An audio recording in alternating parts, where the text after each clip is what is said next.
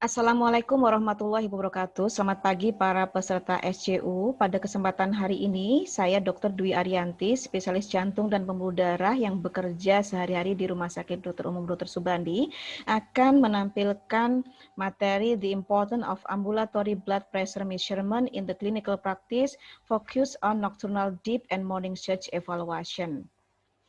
Seperti yang telah kita ketahui bersama bahwa peningkatan tekanan darah menjadi penyebab utama dari kematian global di mana jumlahnya mencapai 10,4 juta setiap tahunnya. Prevalensi kenaikan tekanan darah seiring dengan prevalensi kenaikan impact dari kardiovaskular morbiditas dan mortalitas. Di lain sisi, peningkatan tekanan darah ini merupakan salah satu faktor kardiovaskular yang bisa dimodifikasi.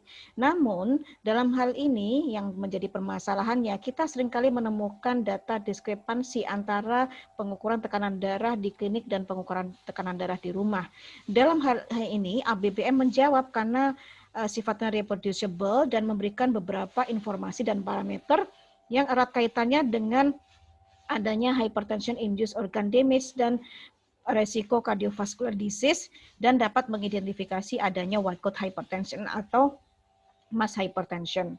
ABPM melakukan recording selama 24 jam, menilai variabilitas tekanan darah, dapat mendeteksi perubahan tekanan darah secara sikardian, terutama pada nocturnal dipping dan morning surge, dan merupakan alat yang lebih bagus dalam mengevaluasi pengobatan hipertensi. 3 hal utama yang diukur di dalam ABPM adalah tekanan darah ambulatoar, ini meliputi komponen tekanan darah rata-rata 24 jam, tekanan darah pada saat siang hari atau pada saat terjaga, tekanan darah pada saat malam hari, dan tekanan darah pada saat pagi hari. Kemudian nocturnal blood pressure dipping, di mana di sini yang kita dapatkan nanti adanya fenomena dipper yang fisiologis, yang patologis, non-dipper, riser, bahkan extreme dipper. Kemudian adanya morning blood pressure surge, ya. Di sini akan kita dapatkan pada pengukuran tekanan darah dengan ABPM. Indikasi untuk dikerjakan ABPM antara lain apabila terjadi perbedaan data tekanan darah di rumah dan di klinik. Kemudian didapatkannya suatu target organ damage atau dicurigai adanya white coat hypertension atau bahkan mass hypertension untuk memonitor terapi antihipertensi dan apabila didapatkan suatu resistensi obat. Bagaimana melakukan protokol ABPM? Karena ABPM ini memberikan data tekanan darah dari waktu ke waktu dengan variasi yang pendek, maka pengukurannya adalah minimal 15 menit sampai 30 menit sekali pada saat daytime dan 30 sampai 60 menit sekali pada saat nighttime. Kualitas ABPM ditentukan dengan kualitas hasil bacanya. Ya, recording yang dianggap memenuhi syarat pembacaan apabila mencapai 70% dari nilai ukur yang valid, di mana 20-nya adalah pada saat daytime dan minimal 7 pada saat nighttime. Untuk metode pengukuran lebih baik dipilih dari base assessment karena hal ini menggambarkan kegiatan secara lebih reliable dari pasien yang kita ukur ABPM dibanding dengan 24-hour clock based assessment, karena kalau pada 24-hour clock based ini sudah ditentukan jam-jamnya. Dari ABPM dan OBPM, maka hipertensi diklasifikasikan menjadi normotensi apabila pada office blood pressure-nya ini normal dan pada pengukuran ABPM ini normal. Dikatakan suatu mass hypertension apabila pada pengukuran office blood pressure ini normal, sedangkan pada pengukuran ABPM-nya tinggi.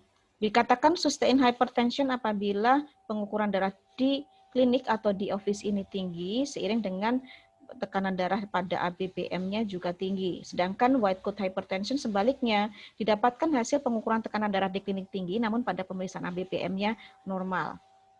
Ini adalah kriteria cut-off value diagnosis hipertensi berdasarkan beberapa guideline, ya. Di sini pada AH 2017 tampak lebih strict, ya, di mana kriterianya lebih rendah daripada ESH atau ESC 2013, ya. Namun tampaknya ini ESH juga sudah merevisi, di mana nilainya hampir sama dengan ESA 2013. Jika tekan hipertensi apabila tekanan darah di kliniknya adalah di atas 140/90. Dengan kriteria BBM, maka ada 3 parameter yang kita pakai. Apabila didapatkan tekanan darah rata 24 jam di atas sama dengan 130 atau 80, dan atau apabila didapatkan tekanan darah rata pada saat daytime adalah di atas 135 atau 85, sedangkan nighttime-nya di atas sama dengan 120/70. Bagaimana peranan ABPM di dalam guideline hipertensi? Apabila kita menjumpai kelompok pasien dengan tekanan darah di atas sama dengan 130/80 kurang dari 160/100, sudah dengan 3 bulan lifestyle modification dan kita menduga adanya white coat hypertension, kerjakan ABPM atau HBPM. Apabila tekanan darahnya kurang dari 130/80, maka diagnosisnya tegak suatu white coat hypertension. Lanjutkan lifestyle modification dan lakukan annual ABPM atau HBPM untuk mendeteksi progresivitas dari tekanan darah. Apabila hasilnya tekanan darahnya di atas atau sama dengan 130/80 daytime-nya, maka diagnosisnya tegak hypertension. Selanjutnya, selain lifestyle modification, maka sudah perlu diberikan treatment antihipertensi. Pada kelompok dengan tekanan darah di klinik 129 dengan diastolik kurang dari 80, walaupun sudah dilakukan 3 bulan trial lifestyle modification dan diduga adanya mass hypertension, maka kerjakan ABPM atau HBPM. Apabila tekanan darahnya di atas sama dengan 130/80, tegaklah mass hypertension. Yang dikerjakan adalah melanjutkan lifestyle modification dan sudah memulai obat antihipertensi. Kemudian, apabila tekanan darahnya ini kurang dari 130/80, maka diagnosisnya adalah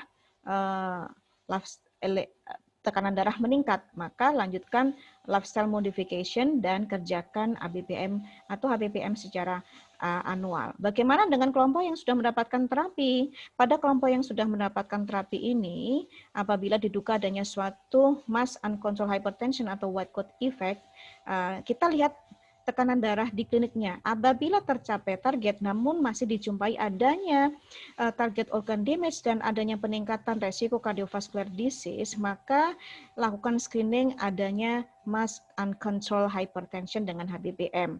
Apabila HBPM-nya di atas rata target, maka kerjakan ABPM. Apabila ABPM-nya ini nilainya di atas 130/80 atau sama dengan 130/80, maka tegaklah suatu mass uncontrolled hypertension. Maka perlu mengintensifikasi treatment.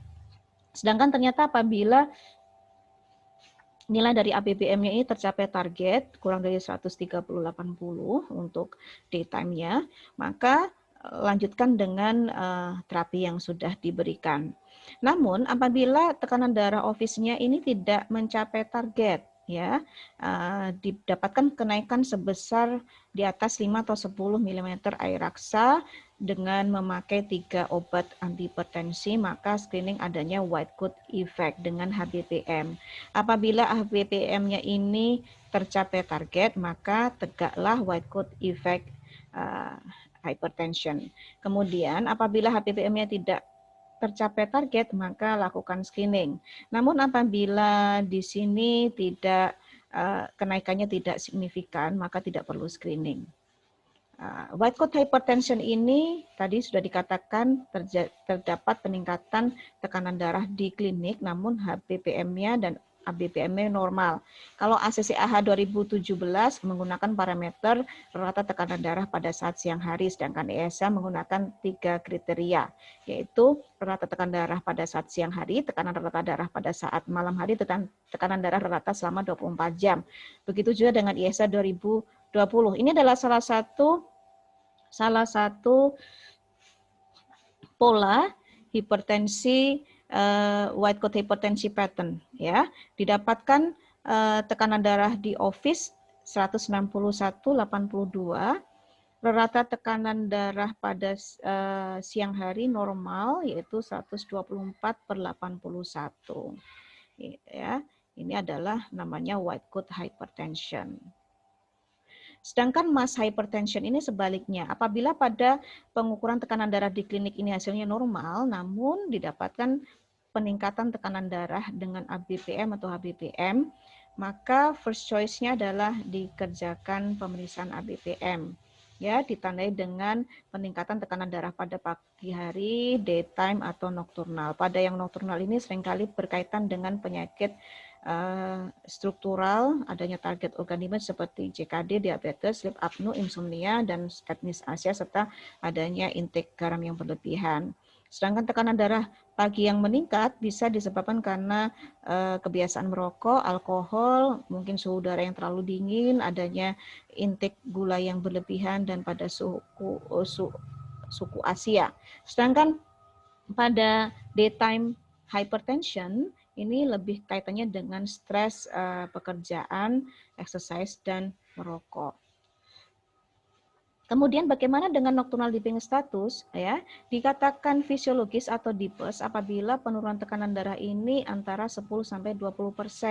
Dikatakan patologis apabila terjadi extreme dipper di mana tekanan darahnya ini turun lebih dari 20% dibandingkan dari tekanan darah daytime. Sedangkan pada non-dipper apabila penurunan tekanan darah rata pada saat nighttime ini dibandingkan daytime kurang dari 10%. Sebaliknya, yang riser adalah terjadinya peningkatan tekanan darah saat nokturnal. Dan ini erat kaitannya dengan adanya cardiocerebrovascular event dan adanya target organ damage.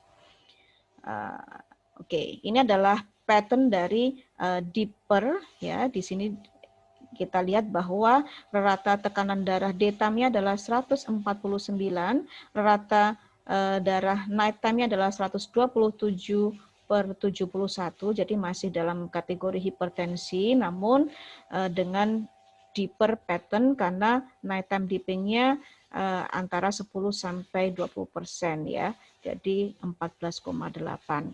Ini adalah yang non-dipper pattern. Kita lihat bahwa di sini tekanan darah rata pada siang hari 180/88, tekanan darah rata pada malam hari adalah 170/78 dengan nighttime dipping-nya hanya 5%.